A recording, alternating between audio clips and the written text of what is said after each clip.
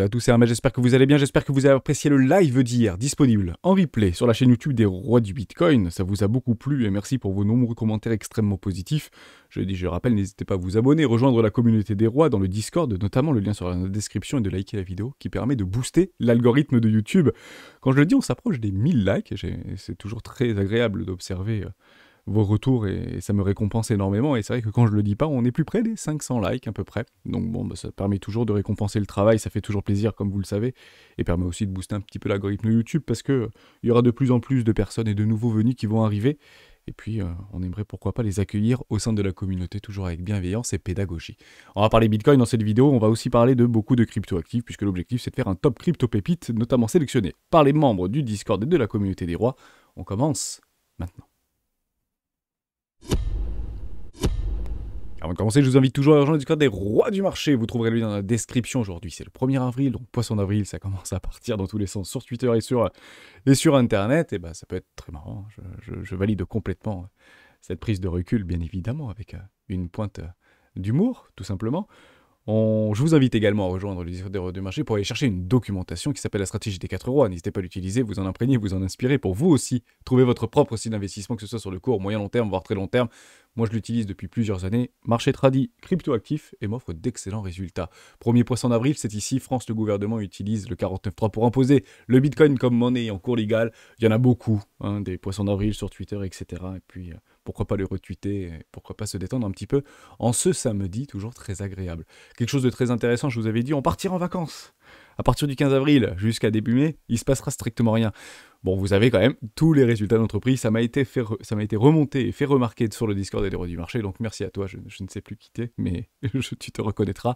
Effectivement, ça va peut-être swinguer, mais généralement, les résultats des premières entreprises sont relativement bonnes, et on suit généralement la tendance. Hein. C'est pour ça que on peut éventuellement se déconnecter ou un petit peu reculer pendant ces vacances d'avril des marchés financiers. C'est généralement positif, hein. On a souvent de très bonnes surprises. Et je pense que les résultats, ou la plupart des résultats, seront bons, parce que rien n'indique le contraire, et je reste toujours dans mon scénario où l'année du réel arrivera plutôt fin de deuxième trimestre 2023, et début ou fin troisième trimestre 2023, et on sera très attentif par rapport à ça. Est-ce que je me plante, et à ce moment-là, bah, on continue et on s'apprécie, soit je me plante pas, et puis malheureusement, on devrait avoir quelques turbulences, et revenir chercher des niveaux clés, peut-être des opportunités pour certains, ou des points ou des prix historiquement bas ou tout ce que vous voulez pour pouvoir potentiellement s'exposer sur des tokens ou des actions qui nous seront passées sous le nez, tout simplement. On commence avec Bitcoin, une clôture mensuelle et trimestrielle just parfaite. Formidable, on a ravalé toutes les bougies précédentes, on a mis beaucoup, et je dis bien beaucoup de vendeurs sous l'eau, bah, il manque plus de pousser un petit peu pour tout simplement les déloger, hein, ni plus ni moins. Donc est-ce que quand on regarde comme ça, on est plutôt sous résistance? Non, bah là on est plutôt dans le no man's land, on va peut-être rattacher une moyenne mobile 20 périodes, voire un 0,50 GAN, on peut aller chercher les 30, 35, 40, 42 000 $, et la question c'est comment on alimente nos billets psychologiques, si on est plutôt bear avec des mauvaises nouvelles qui continuent à affluer, ou comment on alimente finalement des bonnes nouvelles, et il y a pas mal de bonnes nouvelles, notamment des objectifs vis-à-vis de Hong Kong par rapport à la prise de position sur des achats de Bitcoin et des cryptoactifs pour beaucoup d'institutionnels chinois notamment, donc la Chine fait peut-être pas marche arrière, mais en tout cas lève un petit peu le pied, tout simplement. Les Américains, eux, forcent un peu plus, donc voilà, comment on arrive à éventuellement essayer de gommer ces biais psychologiques? Une solution plutôt efficace, c'est suivez la tendance. Et jusqu'à preuve du contraire, la tendance est haussière. Je fais des creux toujours plus hauts que les précédents et des hauts toujours plus hauts que les précédents. Ceci est haussier, quels que soient les timeframes donnés. J'attendais juste un petit signal, donc ça tombe bien, et c'est pour ça que j'ai pas fait la vidéo hier soir, mais je l'ai bien faite ce matin, pour avoir ce signal. C'est honnêtement un des derniers signaux encore pour valider un retour tendanciellement haussier sur des grosses timeframes. Donc on a repassé la neutralité au niveau des 50 sur notre RSI en 14 périodes mensuel ici, et ben généralement, tous les analystes et tous les gros économistes et tous les gros investisseurs diront tant que c'est au-dessus des 50, c'est boule, si c'est en dessous des 50, c'est vert. Ben, c'est pas compliqué, et ben c'est boule. Alors, et puis on est potentiellement en train d'accepter. Et on essaye, et on va essayer, et on va tenter d'accepter sur ce mois d'avril. Si on est rejeté, ben c'est dommage, ça n'est jamais arrivé sur Bitcoin. Ah, si, peut-être ici, c'était arrivé. On va regarder d'ailleurs. 1er octobre 2014. Ici, ça a été validé, mais ici, on a été rejeté. Bon, on n'était pas parti chercher le désespoir. Mais on va regarder. 1er octobre 2014, ça donnait quoi? On va regarder tout de suite. Je l'ai sous les yeux, donc on peut peut-être regarder. Hop, ici. Je sais pas où est-ce que j'ai mis mon truc, mais on va essayer de le trouver. On y va en 2014. Ça peut être super intéressant de faire ça. 2014. J'étais ici. Hop. 1er février 2014. On va retourner en arrière. Très intéressant ça. Allez, je vais essayer. C'est un petit peu brouillon, mais pas très grave. 2017, c'est beaucoup plus loin. On va rester en daily pour voir un petit peu ce qu'on a fait. Premier 2015 et 2014. Coucou, t'es là? Ok. Donc là, ça s'est mis le 28 février 2014. 1er février 2014.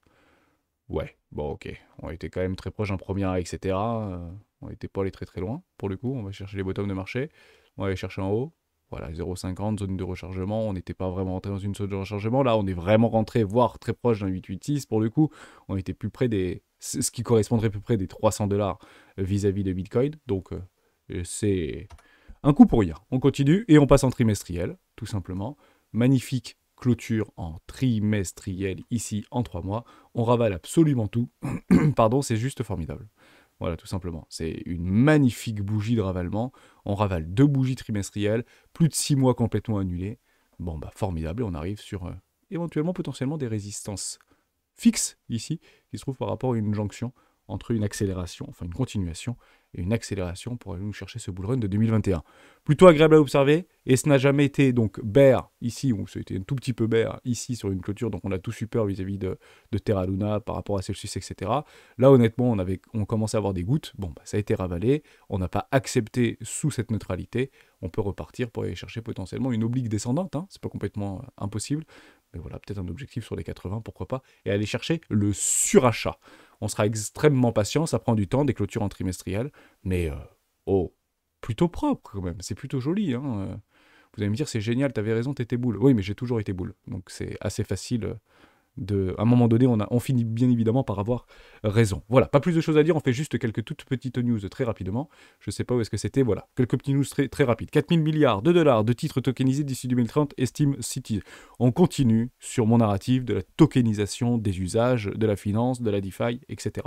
Donc ça suit complètement mon idée, et Citi est très alerte par rapport à ces ruptures technologiques, par rapport à ces innovations sur les technologies blockchain. Et j'ai personnellement, au même titre que Warren Buffett, c'était ça où je vous avais dit il y a à peu près 6 mois en arrière sur une vidéo, Warren Buffett investit indirectement dans Bitcoin ou dans la tokenisation ou dans tout ça, puisque Citi est très alertes, enfin, j'ai pas envie de dire très exposé parce que ce serait pas vrai, mais il s'expose en tout cas à ces ruptures technologiques comme beaucoup d'autres banques systémiques et c'est plutôt très intéressant à observer. Le gouvernement US pourrait vendre 1 milliard de crypto-actifs, donc ça a été déjà vendu hier, à peu près 9000 bitcoins qui avaient été vendus, donc j'avais demandé à José ou à certains membres, est-ce que c'est plutôt OTC ou est-ce que c'est marché? Il m'a répondu que c'était au marché, donc c'est toujours une même chose, le gouvernement actuellement en place, démocrate américain, souhaite tout simplement accentuer la pression vendeuse, ou en tout cas alimenter cette pression vendeuse en vendant des bitcoins directement au marché. Je pense qu'ils auraient, la plupart du temps, comment ça se passe quand il y a des saisies de bitcoin, généralement vous avez une décote et vous le mettez directement aux enchères. C'est à peu près comme ça que ça se passe. Les Chinois devaient faire la même chose avec leurs 250 000 bitcoins. Ils ne l'ont, jusqu'à preuve du contraire, jamais fait. Donc ils sont toujours dans les coffres. Les Américains décident d'enlever les bitcoins de ces saisies. Ça permet d'envoyer 2 messages. Le premier message, c'est que ça sert strictement à rien. Donc pourquoi les garder? Puisque ce truc est du vent, ce truc est un Ponzi. C'est à peu près le narratif qu'on essaye d'expliquer à la grande majorité. Et c'est ce type d'action qui permet d'alimenter ce type de billets ou ce type de narratif et accentuer la pression vendeuse. Hein. Quand vous balancez 10 000 bitcoins au marché, même si c'est en 4 fois, il aurait pu le faire en une fois, mais là, ça aurait peut-être pas été pris de la même manière. Mais partez du principe que ça correspond à peu près à... ça correspondrait à quoi, 1 milliard à peu près, enfin 250 millions à peu près de dollars sur ces 50 000 bitcoins, on parle de 1 milliard ici. Bon, les échanges, il faut juste comprendre ça. Les échanges quotidiens sur le marché spot au niveau de bitcoin, c'est 20 milliards de dollars par jour. 20 000 milliards de dollars, 20 milliards de dollars par jour. Ça, c'est quand même super important. Il y a quand même de l'argent sur ce marché, il y a quand même de l'argent qui circule. Donc ce sera de toute manière absorbé. D'ailleurs, ça a été absorbé puisqu'ils en ont vendu 9000, ils le disent à personne, et puis le marché a continué à s'apprécier. Donc c'est important de comprendre bien ça. Il y a 20 milliards d'échanges chaque jour. Si on balance 250, 300, 400 millions sur le market, oui, ça va peut-être un petit peu faire vaciller le cours, parce qu'il y aura une pression vendeuse, mais ce sera complètement digéré. Hein. Notre ami Elon Musk a bien vendu 75 000 bitcoins vers les 20 000 $ ou un truc comme ça, où il a complètement capitulé. Bon, bah, c'est pas pour ça que ça n'a pas été absorbé par le cours. Il a juste attendu un petit rebond. Vous vous rappelez, c'était ici où Elon Musk avait vendu en fait ses bitcoins, tout simplement. Hein. C'était par là, je crois. On était à peu près, voilà, peut-être un peu près par là, et il a vendu 75% de ses bitcoins dans la montée ou un truc comme ça. Voilà, tout simplement. Savait-il quelque chose qu'on ne savait pas? En somme, Elon Musk a vendu les bottoms. Bon, bien évidemment, c'était une stratégie par rapport à Tesla pour maximiser les bénéfices, etc. Mais aucun problème avec ça. Hein. C'est juste pour vous dire que on attend généralement des corrections haussières pour pouvoir prendre des profits ou pouvoir prendre éventuellement ou sortir du marché. On ne le fait pas dans la capitulation, dans la descente. Bah voilà, tout simplement. Donc aujourd'hui, Elon Musk aurait été quasiment break-even parce que je crois que son prix moyen est actuellement à 31 000 $, je ne sais plus. Et puis maintenant, s'il doit revenir à break-even par rapport à ces 15 000 bitcoins qui lui restent, il faudrait peut-être qu'il retrouve aux alentours des 57 000 $ pour en tout cas rentrer dans ses frais. Voilà par rapport à tout ça. Peut-être une dernière news, je ne sais plus où est-ce que c'est. Voilà, ouais, au fond du trou, Virgin Orbit vient de licencier 85% de ses salariés. Donc il a beaucoup de boîtes, hein, le milliardaire de Virgin. 85% des employés, bah, ça fait malheureusement mal. Est-ce que ça veut dire que c'est fini pour l'entreprise, etc. Pas forcément. Hein, il a d'autres choses. Il a d'autres entreprises pour éventuellement continuer à pénétrer l'espace, etc. Mais en tout cas, ça fait quand même mal. Et puis c'est dommage, manque de financement, manque d'appétence. Et SpaceX prend quand même une grande part des subventions, ou une grande part, si vous voulez, des capitaux, par rapport à ces innovations technologiques qui semblent correspondre au marché actuel, ou en tout cas à la demande du marché. Je vous avais aussi dit ça par rapport à un relais que j'ai fait au début de la vidéo, dividende d'une moisson historique pour les actionnaires du CAC 40. Je vous l'avais dit il y a à peu près 9 mois en arrière, on va rentrer dans le dur, potentiellement une récession, et vous allez voir que les dividendes du CAC 40 seront juste historiques en 2022. Ça n'a pas loupé en réalité. On a fait un nouvel ATH sur le CAC 40. Ça ne veut pas dire que tout va aller bien. Ça veut dire que si vous voulez prendre massivement des profits et retourner à marché, bah les grosses baleines, la smart money ne le fait pas dans la capitulation. Ils le font quand en fait l'orage est passé derrière nous. Or, les répliques, si vous voulez, par rapport à la pression gouvernementale, par rapport à la pression de la SEC, enfin par la pression de la Fed, vis-à-vis du tapering, vis-à-vis de la diminution de son bilan, vis-à-vis de l'augmentation des taux, ne se ressent réellement sur l'économie que de 1 an à 18 mois plus tard. 1 an à 18 mois plus tard. Je le dis, je le rappelle, la première augmentation des taux de 0,25 points au niveau de la Fed, sur les taux directeurs à 10 ans, s'est fait en mars 2022. 1 an jour pour jour. Donc on commence tout juste maintenant, s'il faut juste bien comprendre ça, à ressentir les effets de l'augmentation des taux. On le ressent juste maintenant là. C'est tout récent. On vient juste de mettre un pied dedans. Et on observe qu'on s'approche de nouveaux ATH, on a des jolies respirations ou des jolies hausses sur le S&P 500. En tout cas, on essaye de donner une forme de direction de continuation de tendance. Et bien, c'est finalement dans peut-être 3, 4, 8 mois, on va peut-être aller chercher le dur du dur. On sera probablement sur les ATH au niveau du S&P 500 et les petits actionnaires ou le petit portefeuille vont potentiellement, éventuellement se réinvestir, en tout cas se réexposer. Probablement au pire moment, vous l'avez bien sûr compris. Peut-être une dernière news, je voulais pas ça on le fera juste après. Ok, j'ai pas donné, si, une news importante et on finit là-dessus. Ce n'est malheureusement pas un poisson d'avril, me semble-t-il, bien évidemment, puisque c'est passé hier. L'exchange Bistress, créé en 2012 aux USA, mettra fin à ses opérations aux États-Unis le mois prochain suite à une trop grande incertitude réglementaire, et notamment par rapport à la pression de la SEC et de Gary. C'est vraiment dommage parce que ça a été considéré vraiment comme un, si vous voulez, Bitrex par rapport à l'échange cryptographique vis-à-vis des États-Unis, c'est ça à peu près la même dimension que Ledger en France. Voilà. Donc ce serait quand même très douloureux pour nous de voir Ledger quitter la France parce que la pression réglementaire française est beaucoup trop forte pour les cryptoactifs. Je vous le dis, c'est peut-être possible, hein, d'accord? Donc c'est pas vraiment dans l'ADN de son fondateur, etc. Mais je me rappelle plus comment il s'appelle, Pierre... L'archevêque, c'est l'archevêque. Non, oui, c'est ça l'archevêque. Bon, bref, vous avez compris, je sais plus. J'ai un trou de mémoire. J'ai souvent le trou des noms et des prénoms. Ça s'analyse psychologiquement, ce genre de choses. Mais voilà, en tout cas, je cite par rapport à ce CEO, opérer aux États-Unis n'est tout simplement plus possible, malheureusement, pour ça. Pas plus de choses à dire, on commence tout de suite le top crypto. On va aller relativement vite. On va commencer par Ada Cardano. Pourquoi Ada Cardano? Donc on avait fait en fait cette petite liste, stratégie des rois, crypto top 2025. On avait également créé une liste dédiée directement sur le Discord des rois du marché, juste ici, Crypto Pépite 2025. Vous avez une discussion d'analyse, vous pouvez en rajouter, vous pouvez potentiellement me nommer des membres bienfaiteurs, nommer des membres expérimentés, travailler sur des cryptos qui vous semblent peut-être très intéressantes. Honnêtement, il y en aura beaucoup. Et il y en aura beaucoup qui aujourd'hui nous ne connaissons pas. Ça veut dire qu'ils sont toujours probablement en stade de lancement, tout simplement, en stade de rédaction. Pour aller même encore plus vite. On peut parler de ZK5, on peut parler d'autres choses, hein, mais techniquement, je pense que je le rappelle, hein, pour celles et ceux qui cherchent à faire du x50, du x70, du x100, il vous faut un minimum de liquidité, donc généralement des trucs qui sont libérés, des SEO ou des trucs qui sont libérés aux alentours des 1, 2, 3, 4%, où il y a une très forte hype à un moment donné T, généralement dans un plein bull run, et on finit les bull runs sur du x50, x100, etc. C'est très difficile d'attraper, mais c'est pas en regardant nos cryptoactifs préférés qui sont arrivés en 2015, 2016, 2017 qu'on va pouvoir faire des x100. Ça va être relativement compliqué, relativement difficile. Donc pour celles et ceux qui sont plutôt snipers de tokens, généralement ces snipers de tokens sont rarement là en premier, ils sont généralement là en dernier parce qu'ils voient les trucs complètement flambés, ils disent ça c'est génial, pourquoi? Parce que ça a pris 300%. Donc si ça a pris 300% ou 500%, c'est peut-être que c'est génial. Et généralement vous alimentez la prise de profit de ceux qui se sont déjà positionnés bien en amont, et généralement pré-ICO. Hein, c'est un petit peu ça l'idée. Hein. Donc on va regarder quelques petites cryptos comme ça, mais il y en a bien sûr bien d'autres qui vont pouvoir agrémenter cette liste qui est pas du tout exhaustive, hein, ça ne veut pas dire que ça va fonctionner, etc.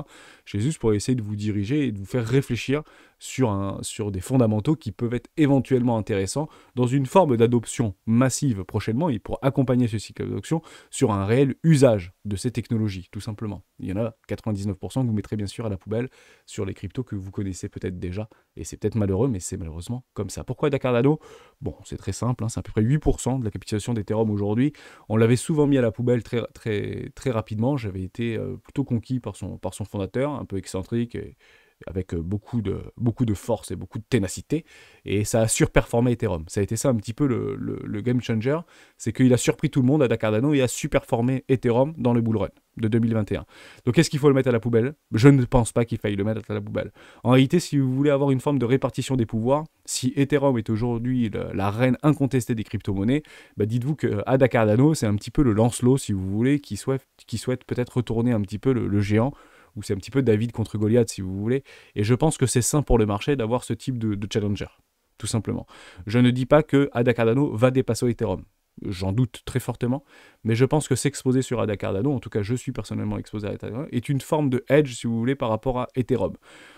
On avait pris cet exemple-là sur un live précédent par rapport, est-ce que tu penses, Hermès, que Ethereum classique peut encore performer par rapport à Ethereum?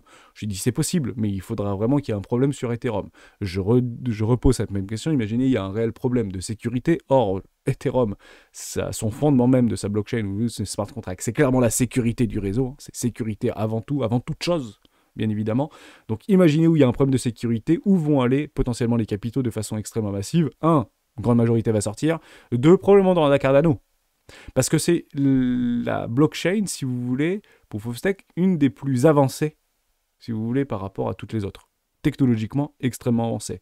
Certains même disent, généralement des Cardano maximalistes, disent que c'est technologiquement bien plus avancé que celle d'Ethereum. Donc, dans le doute, on ne met pas all-in, bien évidemment, mais on s'y intéresse et en tout cas, on y met un œil. Agix.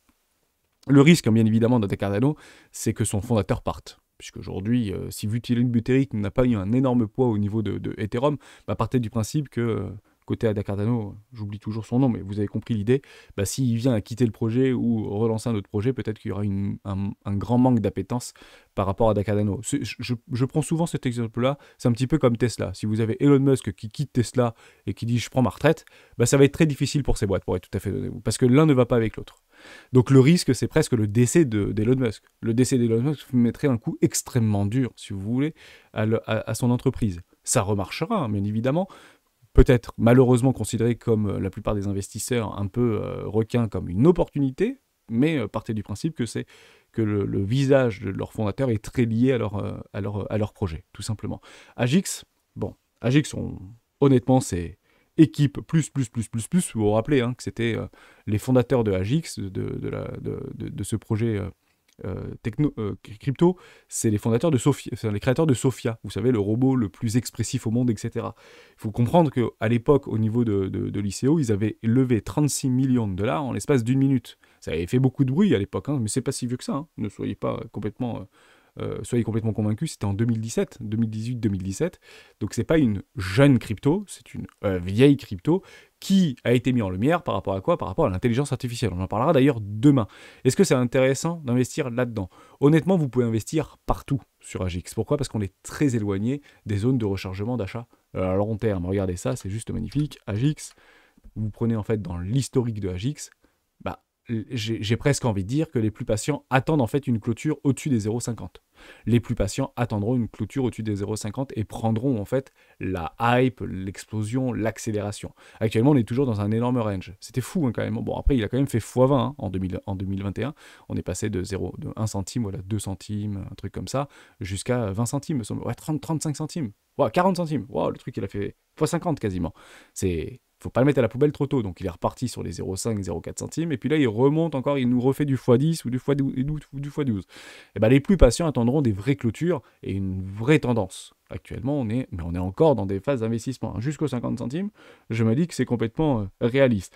Vous revenez en 2017 par rapport à l'ICO qui avait été fait, parce que là vous voyez, ouais mais il y a des mecs qui l'ont acheté à 0,2, 0,3, etc. Ouais, l'ICO c'était 0,10 centimes. Donc en fait, les gens qui avaient fait l'ICO ont perdu 90% de leur valorisation à l'ICO. Hein. Et ils avaient levé 36 millions en 2017. Regardez comment ça a fondu comme des au chalet. Donc ça a bien pumpé, hein, mais ça avait fondu comme des au chalet. Comme beaucoup finalement d'ICO lors de cette période. Hein. C'était l'éclatement de la bulle, potentiellement en tout cas cet énorme piège baissier, vous pouvez l'appeler un petit peu comme vous voulez. Mais voilà pour vous redire ça. Donc AGX, très bonne équipe derrière. Il faut bien évidemment s'en préoccuper. C'est relativement moyennement capitalisé, on parle ici de moins de 1 milliard, si ce truc a vraiment quelque chose à faire dans l'intelligence artificielle, bah, en tout cas il le montre. Hein, c'est pas les robots d'Elon Musk qui nous fait passer des mannequins dans un collant pour dire voilà l'avenir. Arrêtez de déconner 2 secondes. Eux ils l'ont réen fait, et il y a des choses qui sont très jolies, hein, observez, enfin c'est, je sais plus où est-ce que je vous avais mis ça, bon bref, je sais plus trop, j'avais essayé de prendre des notes, mais aucun problème avec AGX. Par contre, vous êtes actuellement dans une zone de rechargement de vente plutôt court terme, moyen terme, hein. Ouais, peut-être long terme, voire moyen terme. Et puis il y a de la distribution qui est faite. C'est complètement logique. Hein. Maintenant, la question c'est, est-ce qu'il y a une accélération? Beaucoup de personnes vont investir là. Ne le voyez pas comme ça. Partez du principe que c'était plus haut, bien évidemment. Donc, est-ce qu'on y va, est-ce qu'on n'y va pas? La question, bien sûr, reste ouverte. Mais peut-être que le gros play de AGX, ce serait éventuellement d'attendre cette confirmation ou d'acheter plus tard, donc peut-être moins cher, probablement sur une moyenne mobile, notamment 20 périodes, en mensuel, tout simplement. Voilà pour AGX. Donc personnellement, si je m'intéresse à AGX, je crois que j'y suis pas personnellement, mais j'attendrai une zone de rechargement d'achat. Donc je tire mes Fibos, hein, ni plus ni moins. Voilà, vous tirez vos Fibos, vous les avez là, les Fibos, hop, on va juste le changer, celui-ci. Voilà, entre les... Hop, je vous le dis tout de suite, ça peut être un très bon play entre, voilà, premier arrêt du précédent mouvement, plus confluence avec les 0, voilà. En dessous des 0,30, entre les 0,27 et les 0,16, peut-être un très bon play, peut-être une forme de distribution. Le pied, donc dernière arrivée, premier sorti, un petit peu à l'image de beaucoup de nos cryptoactifs préférés. Et les gros achèteront probablement ici, qui nous pousseront les tokens, mais moi je pourrais me positionner là-dessus, si ça m'intéresse. Je crois que je l'avais loupé, AGX, me semble-t-il, hein, mais c'est allé vite sur AGX. La hype, formidable. On continue avec ARB, Arbitrum.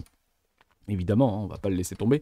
Ça vient d'être listé. C'est un petit peu le challenger de Matic, si vous voulez. D'ailleurs, est-ce qu'il faut choisir entre les deux? La question, bien sûr, reste ouverte. Actuellement, il y a eu beaucoup de hype. Donc, ça a été poussé aux alentours des 5, 7, 10, je crois, au niveau de dollars. C'est monté d'ailleurs en USDC sur la plateforme Bybit jusqu'à 17 dollars pendant vraiment quelques minutes, j'ai envie de dire, avant de s'effondrer à 1 $. 1 $, on savait qu'il y avait beaucoup d'ordres, on le voyait sur les canets d'ordre, et quand vous voulez trader les ICO, enfin les listings ou les drops, généralement vous allez regarder dans les order books ce qu'il y a vraiment comme termes d'ordre qui attendent. Il y avait massivement d'ordres, et on l'avait dit sur le Discord, il y a beaucoup d'ordres sur les 1 $. Bon, ça n'a pas loupé, ça rebondit, formidable, on est revenu à plus 30%, donc je me suis positionné juste au-dessus des 1 $ personnellement, ce que je dis, je le fais, hein. Je ne voulais pas montrer sur le Discord, excusez-moi, parce que j'étais prêt à perdre et que ça tombe à 10 centimes. Mais si je l'avais fait, je pense que ça aurait probablement incité certaines personnes à émotionnellement me suivre, et je ne voulais pas le faire, donc je me suis positionné sur, je crois, à 1,07 $, me semble-t-il. Mais une toute petite position, juste pour dire ok, dans l'euphorie, ça peut partir et me faire un double up. Bon, j'ai pas eu mon double up, personnellement, mais c'est pas grave, j'ai eu une toute petite position, j'ai 2% de mon capital là-dedans, et donc j'ai bien évidemment de l'ARB. Pourquoi de l'ARB? Parce que c'est en frontal direct par rapport à Matic qui est relativement haut, qui pouvait potentiellement être arbitré avec de l'ARB par exemple, ou toujours arbitré avec Ethereum.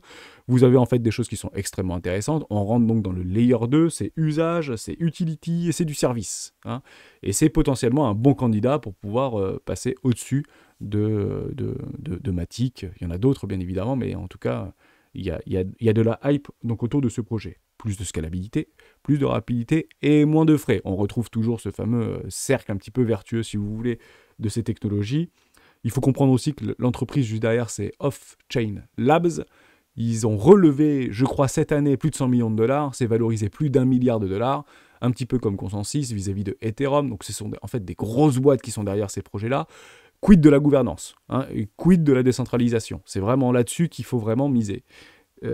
À quel moment je choisirais en réalité, si le graphique m'en donne la possibilité, c'est entre les Matic, les ARB, les je sais pas trop quoi, hein, ce que vous voulez, vous en avez beaucoup des DR2, des Mantle par exemple, c'est d'ailleurs dans la DAO de, de Bybit avec BitDAO.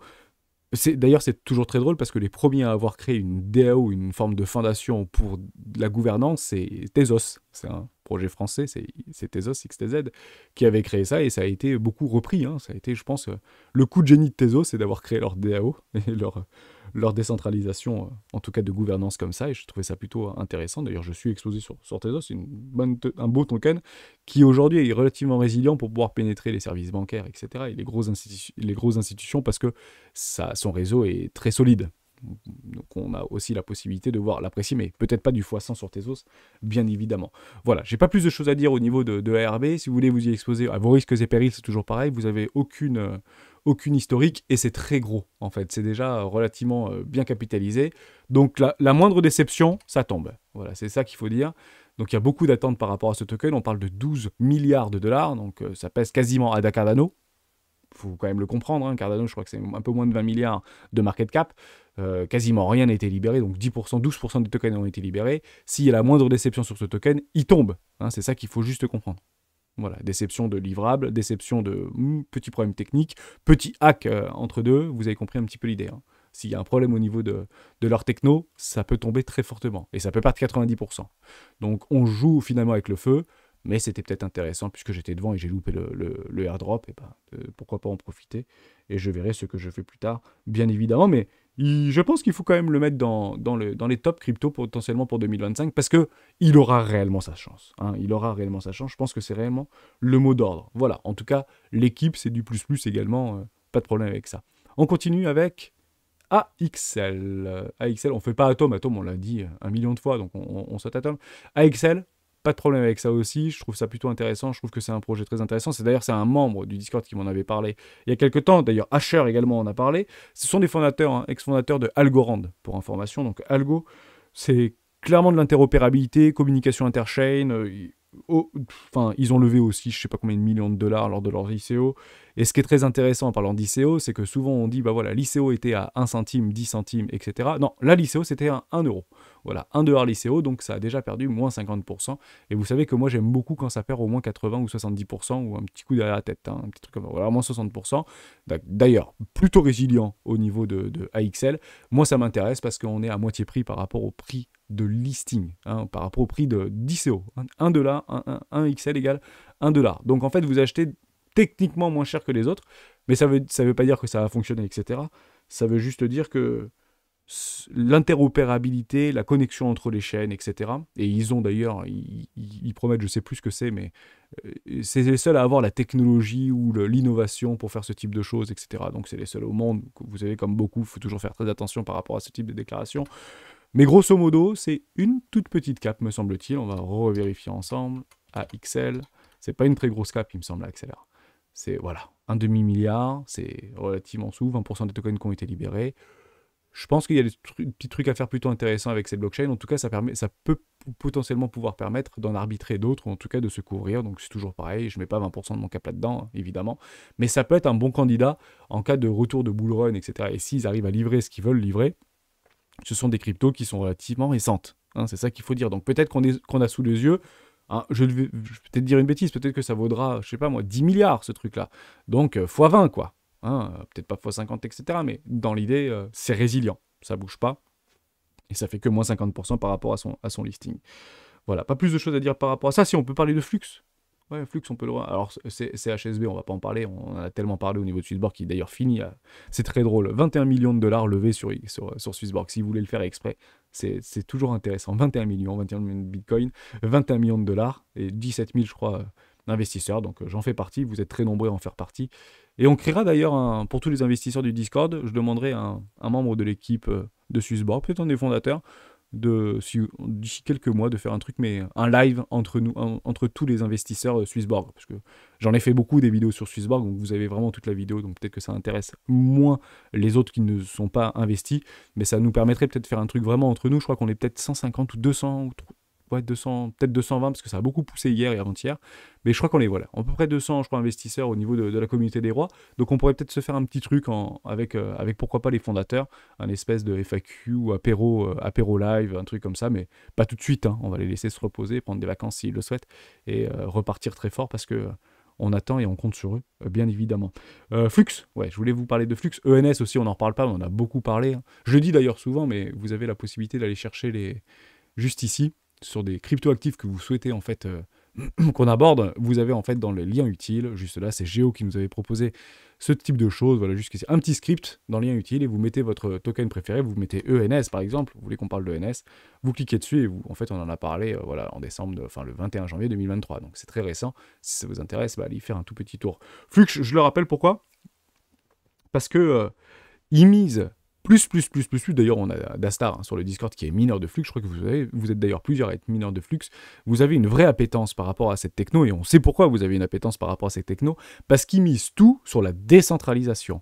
Et à quel point on entend des influenceurs, des analystes financiers qui misent fort sur la surdécentralisation de cette technologie. Et bah Flux fait partie en fait de ce candidat-là. Et c'est propre Flux.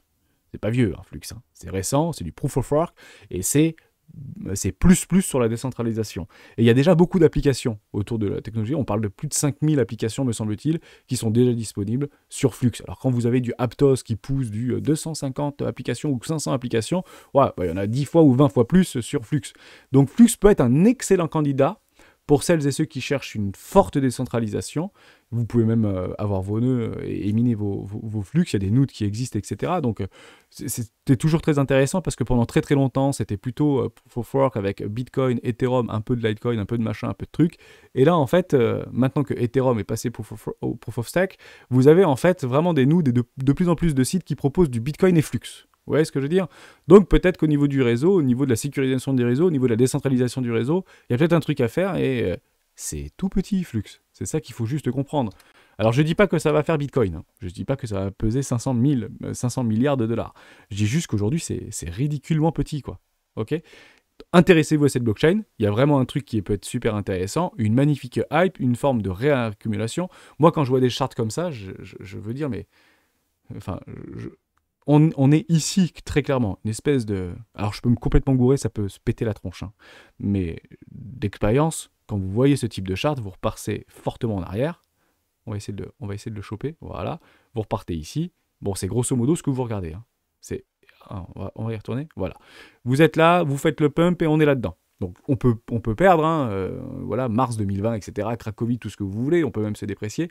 Mais quand ça décide de rincer tout le monde, ça fait des trucs assez sympas. On passe de 1 centime jusqu'à 1,20$, bon voilà, du x20, du x25, vous l'avez ici. Donc la valeur se déplace, ça c'est très important à bien signaler.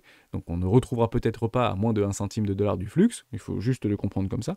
Mais partez du principe qu'il y a vraiment peut-être un truc à faire là-dessus, et qu'on est encore une fois à la croisée des mondes dans une belle zone de rechargement d'achat première classe, il y a peut-être un truc à faire. Moi, j'ai mis mon investissement sur les 50. Voilà, 0,52, 0. Oui, c'est 0,50. Je pense que c'est clairement mon prix d'entrée. C'est là-dessus depuis quelques temps. Et j'ai pas pris mon 110% moi là-dessus. Et pourquoi j'aurais pas pris mon 110% moi là-dessus? Mais bien sûr que... Mais j'ai pas dû être fil alors. Ou je l'ai mis peut-être un tout petit peu plus haut? Bref, je sais plus. Bon, bah, c'est pas très grave. Mais j'ai pas vu de notification pour Flux et j'en ai sur Binance du Flux pour information sur mon truc de Binance. Voilà pour ça. Bon, peu importe, j'ai peut-être pas pris, j'ai peut-être été un petit peu. Peut-être que je l'ai mis à 1,50$. J'en sais rien. Bon, bah, Hermès, la prochaine fois, tu suivras ta stratégie et t'arrêteras d'être gourmand. Mais honnêtement, j'y crois, ça tient les lots. Et puis si ça finit à 0, basta. Mais en tout cas, il y a pas mal de membres du Discord qui sont plutôt attachés à cette techno. On va pas tous les faire, hein. Galaxy, on en avait déjà parlé, GMT avec Steppen, c'est toujours pareil. En fait, on mise ici sur ceux qui s'intéressent, je me suis pas encore positionné dessus parce qu'il faut vraiment que j'essaie de comprendre au niveau de leur business model, est-ce que c'est viable ou pas ce business model. Tu cours, tu gagnes. Bon, le Play to Move, ça a été un des premiers, c'est une énorme hype, hein, très clairement. Ça tient les lots, donc il y a quand même des gens qui le défendent. Je vous avais d'ailleurs dessiné ça il y a quelques temps, ça doit pumper, ça doit redescendre. Bon, ça, j'étais peut-être un tout petit peu gourmand, mais ça n'a pas loupé, hein. C'est monté et c'est redescendu, donc on retrouve à peu près la case départ. Ça tient les lots, il y a une forme de triangle de contraction, on est en train de réaccumuler. On achète quand c'est horizontal et on vend quand c'est vertical. Ça, c'est la méthode A plus B de tout investisseur qui rentrent sur ce marché, et ben c'est donc un bon candidat potentiellement. Les plus patients attendront ce type de choses avec des magnifiques structures, pourquoi pas, hein, pour aller chercher d'ailleurs, bah oui, on avait d'ailleurs le play ici au niveau d'un angle sur le premier arrêt. Ça reviendra très probablement chercher $1,75, donc de là à dire est-ce que ça va faire du 3, 20, 30 dollars, etc.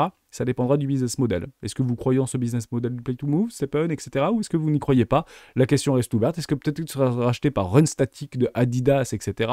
Voilà, je sais pas moi, Adidas rachète GMT ou investit 1 milliard dans GMT ou je sais pas trop quoi, on peut imaginer tout ce que vous voulez. Ça serait des bonnes news pour accompagner ce mouvement, comme vous pouvez bien sûr l'imaginer. Maintenant, il faut que je réfléchisse encore et que je regarde. Mais vous êtes beaucoup qui sont convaincus par rapport à ce business model. Et pour être tout à fait honnête avec vous, vous avez peut-être raison. Gerton en a parlé souvent, ICP en a beaucoup parlé. IMP, c'était un membre du Discord qui m'en avait aussi parlé, je l'avais repris. Celles et ceux qui sont intéressés par rapport à l'environnemental, par rapport à l'écologie, l'idée c'est de tokeniser l'écologie et l'environnement. Très intéressant, on en avait déjà parlé il y a quelques temps. LDO, au niveau des top crypto, bah, c'est le plus gros validateur, entre guillemets, au niveau de Ethereum. Donc est-ce que c'est intéressant au niveau de la gouvernance, etc. Bah, si vous êtes attaché à la blockchain Ethereum, ça peut être peut-être intéressant d'avoir un petit peu de LDO, de Lido, puisque c'est des mastodontes. Le jour où ça tombe, ça va faire très très mal pour le coup, mais pour l'instant ils sont là et ça marche plutôt pas mal. Vous avez également LDO, donc Luxo. Alors allez, on finit juste sur Luxo. C'est un membre qui m'en avait parlé et honnêtement ça m'intéresse pas mal. Je vais être tout à fait honnête avec toi. Vous avez vos structures, c'est magnifique, c'est que dalle, c'est tout petit capitalisé, c'est peut-être un vrai. Peut-être un candidat pour faire un x50. Hein. Alors, je dis pas que ça fera un x50. Je dis juste que ça peut être un candidat. C'est moins de 1 milliard actuellement. Il y a 15% des tokens qui ont été libérés. Je vous le résume très rapidement. On en avait déjà parlé il y a quelques temps. C'est clairement du Web.3. C'est des anciens. C'est un ancien d'Ethereum, en fait, qui avait créé ça. Un ancien d'Ethereum qui avait d'ailleurs créé un moteur de recherche Myst. On en avait parlé il y a très très longtemps de ça, d'ailleurs. Je me rappelle, il y a longtemps. Je crois que c'était peut-être par rapport à Luxo. Mais c'est clairement, je vais le résumer, c'est full métaverse et full dédié adoption. Donc, dans mon narratif, ou dans le narratif qu'on essaie de construire, ensemble, peut-être, hein, créer des briques, si vous voulez, par rapport à la construction psychologique d'une future adoption, et bah, Luxo, renseignez-vous, c'est sur KuCoin actuellement, c'est pas sur beaucoup d'échangeurs, mais renseignez-vous, et est-ce qu'ils sont capables ou pas d'attirer pour cette adoption de masse? Posez-vous cette question. Du play to earn, du machin, des trucs multivers, tout ce que vous voulez, Web.3, etc. En tout cas, eux, ils misent sur l'utilisation, sur l'usage et sur l'applicatif. Donc ils essayent déjà de prendre le contre-pied et déjà d'être un pas en avant qui fait rêver, qui permet de lever de l'argent, etc. Mais dans l'idée, ça peut être vraiment peut-être un très bon candidat. La charte est très très belle. Honnêtement, je vois Ethereum en 2015. Quand je vois cette charte-là, c'est Ethereum en 2015. Ne nous y trompons pas. Je le dis souvent, mais j'adore ces chartes et vous êtes super bien placés. Hein. Première classe, pas de problème. On vient rechercher la neutralité, ça rejette. C'est toujours pareil. Hein. Vous voyez cette moyenne mobile 20 périodes, elle est souvent rejetée. Donc Bitcoin, quand il arrivera là-dessus, sera peut-être rejeté. Partez du principe que les gens prennent des profits ici. Ok, c'est très important. Ils peuvent le réinvestir là, hein. Mais bonne zone. Hein. Vraiment, on vient faire le wake-up check des précédents W Weekly dans des W Weekly. Plutôt proprette, hein, l'histoire. Donc merci encore à toi d'avoir proposé ce token. Je le marque au fer rouge parce que ça peut être un candidat. Et il ne faut surtout pas se exposer là-dessus. Hein. Mais c'est vraiment, voilà, 0,5% du capital pour essayer de le dynamiser parce que pas une grosse cap, etc. Et quand on dit pas une grosse cap, 1 milliard, enfin 1 milliard de cap aujourd'hui, ça correspond à 200 millions de cap il y a 3 ans en arrière ou 4 ans en arrière, puisque l'argent va continuer, on l'espère, à affluer. Donc oui, ce sera peut-être moins exponentiel, ce sera plus peut-être linéaire, si vous voulez. Mais dans l'idée, il y a de l'argent qui devrait arriver. Peut-être qu'il pourrait en capturer une partie ou une petite partie. Je finis juste cette vidéo, relativement longue d'ailleurs. On va essayer de l'écourter. Par rapport à Matic ou quoi d'autre. Matic ou je sais plus quoi. Ou Optimistic, je sais que c'était quoi que j'avais mis. Voilà, Polycode Matic ou Optimisme. Parce qu'on en parle beaucoup, en fait, c'est Layer 2, etc. Donc on en parle avec ARB, avec Mantle, avec d'autres, hein, bien sûr. Vous en avez beaucoup maintenant des Layer 2. Et on peut se poser la question, Polygon Matic ou Optimism.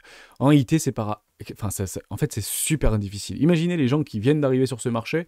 Moi, j'ai pris du Matic et toi, tu prends moi j'ai pris de l'Optimism. Mais pourquoi? Ben, j'en sais rien. Et en fait, même Vitalik Buterin, il n'en sait rien. Donc, c'est juste pour vous remettre dans ce contexte, pour juste vous faire un petit peu réfléchir, prendre du recul par rapport à comment on sait que c'est un bon candidat, comment on sait que c'est pas un bon candidat. En fait, on n'en sait strictement rien. Pourquoi? L'une des principales autorités sur ce sujet est le cofondateur d'Ethereum, Vitalik Buterin. Parce qu'en fait, on travaille quand même sur son réseau, hein. Optimism et Matic, c'est sur le réseau Ethereum, hein, d'accord? C'est la mise à l'échelle, hein. C'est clairement plus de scalabilité, moins de frais, plus de rapidité et tout ce que vous voulez, hein. D'ailleurs, on parle sur Matic de 65 000 transactions, etc. à la seconde et tout ce que vous voulez, un petit peu à l'image de Solana à l'époque, hein, qui promettait aussi 65 000 et qui promet d'ailleurs toujours 65 je crois qu'ils ont réussi même à le dépasser, je sais plus. Bon, bref, peu importe, reprenons ce qu'on disait. Par rapport, enfin, selon Buterin, le Zero Knowledge Rollups de deuxième couche ZK Rollups devrait finalement dépasser Optimistic Rollups en tant que solution d'évolution préférée pour le réseau Ethereum. Bien que Buterin reconnaisse que la solution d'Optimistic est actuellement la plus avancée, il pense que la technologie de ZK Rollup sera finalement supérieure à long terme. De plus, Buterin note que ZK Rollup facilite plus rapidement les transactions sur le réseau hors réseau principal, ce qui pourrait conduire à une adoption accrue de cette technologie. Un petit peu chaud, un petit peu tiède, un petit peu, on sait pas trop. Qui gagnera ce grand combat-là? Qui gagnera finalement? Est-ce que c'est les ZK Rollup? Est-ce que c'est les Optimistic Rollup? Est-ce que c'est le CSUPK? Il y a ZK5 qui va arriver, il y a plein de trucs qui vont arriver dans tous les sens. Et puis là, actuellement, on parle de Ethereum par rapport à Polygon Matic et Optimistic, mais vous avez aussi des blockchains comme Cosmos, vous avez aussi des blockchains comme Avax, comme Avalanche qui va également proposer leurs propres Optimistic Rollup. Vous avez compris un peu l'idée, cette espèce de noir complet. Mais si vous êtes confiant par rapport à la suprématie d'Ethereum dans les 5 ou 10 prochaines années, eh ben vous pouvez éventuellement parier sur les deux candidats.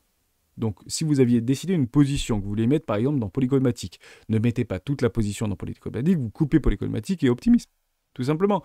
Et puis, ça fera, comme beaucoup le rappellent, des espèces de poussées en cas. En fait, vous avez en fait deux technologies, ça va pousser, ça va travailler, il y en a une qui va performer et puis l'autre, malheureusement, qui va se déprécier. Et vous en avez beaucoup déjà des technologies qui sont presque obsolètes sur les technologies blockchain, tout simplement. Et alors, est-ce que Matic va gagner? Est-ce que Optimism va gagner? Optimism est plutôt récent, mais la technologie est plutôt pressante. Bah, c'est plutôt joli actuellement. Dernier moment pour la stratégie des 4 rois d'investir dans Matic. On est exactement sur le 0,618. Donc acheter du Matic à 1,10$, c'est le dernier moment. Voilà, tout simplement. Parce que, alors, sauf si ça continue à baisser, hein. Donc si ça fait un truc comme ça, je serais relativement content. Mais si je dois me positionner sur Matic, eh ben, c'est soit maintenant, soit je le fais pas. Et on va regarder éventuellement OP, Optimism, USD, pour voir un petit peu ce que ça donne, très rapidement. Ouais, bah, on est déjà là-dessus.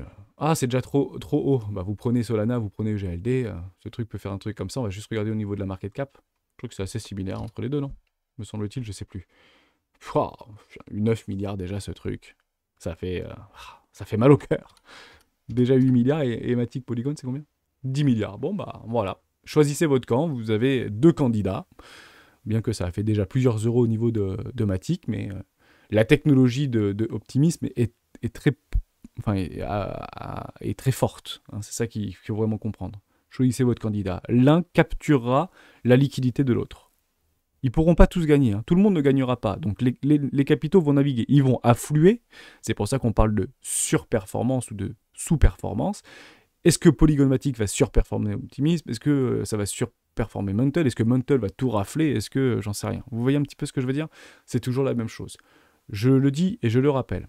On me pose souvent la question, j'ai 50 000 euros, j'ai 30 000 euros, j'ai 10 000 euros. Je peux malheureusement pas vous répondre précisément dans quoi vous devez investir vos tokens ou investir vos deniers. Pourquoi? Parce que c'est du conseil d'investissement et ça n'a aucun sens en fait de dire ça.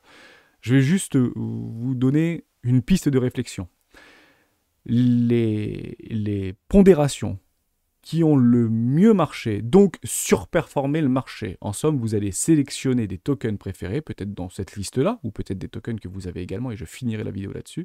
Vous allez chercher le crypto total. Vous enlevez tout comme ça, vous nettoyez tout. Formidable, voilà. Et qui, en fait, de vos tokens auront... Mince, je ne vais pas faire comme ça. Je vais faire multiplier par 3, diviser par 3. Comme ça, on l'aura bien comme... Voilà. L'idée, c'est que vous créez un portefeuille, quel que soit le temps, Et parfois, vous allez sous-performer le marché. Là, je suis sur le crypto total. Et des fois, vous allez surperformer le marché. Des fois, vous allez sous-performer le marché. Et la question, c'est de savoir, est-ce que vous surperformez le marché et en quelles conditions sur du très long terme. En fait, c'est ça l'objectif, de faire des pondérations à l'intérieur de nos propres portefeuilles qu'on a sélectionnés.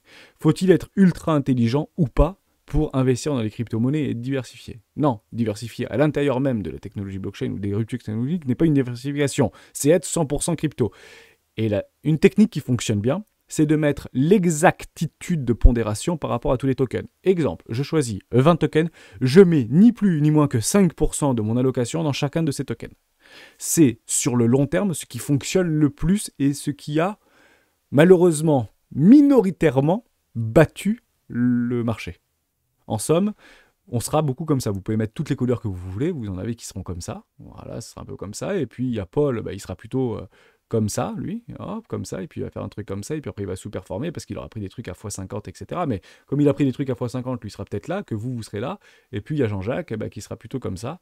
Et qu'est-ce qu'en fait on attend réellement? Qu'est-ce qu'on attend réellement? Et c'est tout simplement des espèces d'ETF qui permet de abonder sur plein de projets les plus résilients, etc. Et vous avez Swissborg d'ailleurs, qui le propose, me semble-t-il, on peut revenir là-dessus au niveau de Swissborg, vis-à-vis de ces thématiques. Et je le dis, je le redis, c'est pas... C'est où les investir smart? Voilà, les thématiques, on va regarder au niveau de la pondération, ceci est extrêmement cohérent. Voilà, donc il y a un peu de 10% par-ci, un petit peu de 5% par-là, etc. Mais pour les gens qui veulent pas se prendre la tête, pour regarder ce qu'il y a dans Solana, ouais, mais Solana c'est un scam, parce que vous allez entendre des gens, mais Solana c'est un scam. Non mais attends, DOT c'est un scam.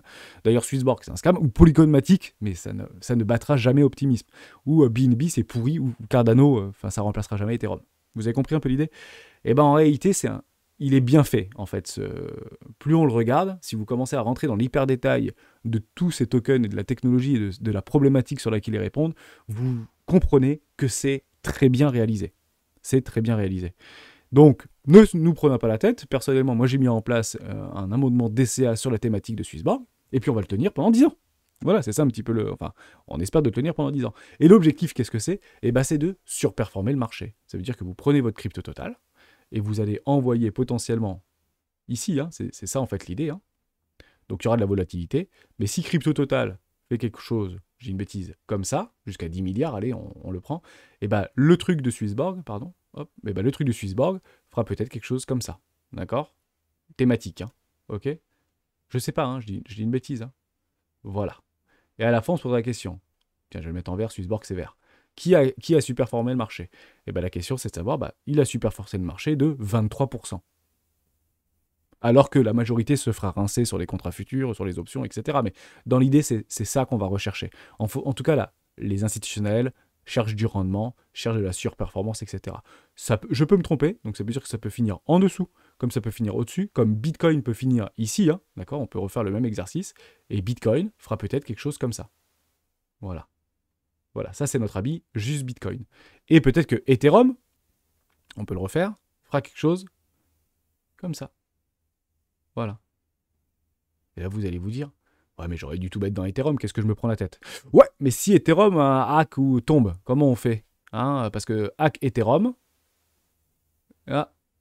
voilà, ou je sais pas, gros problème dans Ethereum, tout le monde baissera très probablement, mais heureusement que j'avais un petit peu diversifié sans être pour autant diversifié par rapport à mon capital d'investissement. Je pense que c'est très important de vous le redire. Je finis juste sur quelque chose de très important parce qu'on me pose souvent la question.